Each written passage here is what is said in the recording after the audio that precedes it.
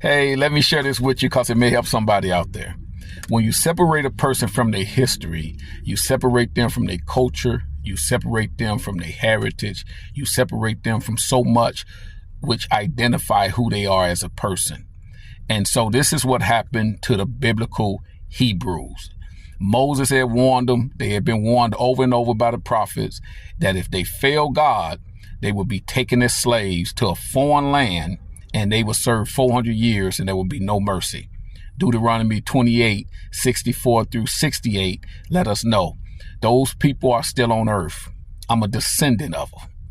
And those Hebrews failed God, and what happened is they got exiled from their land, which was the land of Israel. Before that, it was called the land of Canaan, which was a land of Africans.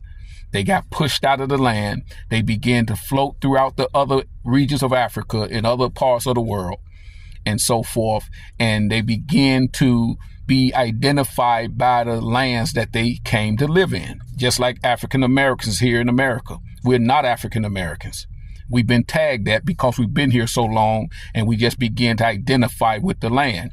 So they began to identify with the land. They was in exile. They still in exile today in a foreign land. I'm one of them. And you one of them, you just don't realize it because you never heard this in Sunday school. They never told us in church and so forth. You never heard this in a Sunday sermon, yet it's right there clearly throughout the Word of God because they have hidden Christ's heritage. This is why people are deceived and confused.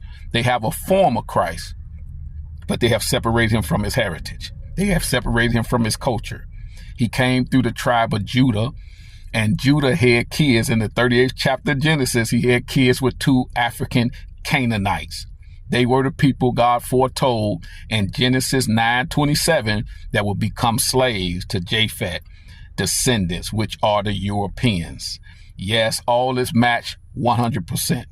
But when you steal a person's history, you steal their culture, you steal a heritage. And you have millions of people out here that got a fake Jesus and saying, well, his color, his history, all that stuff don't matter.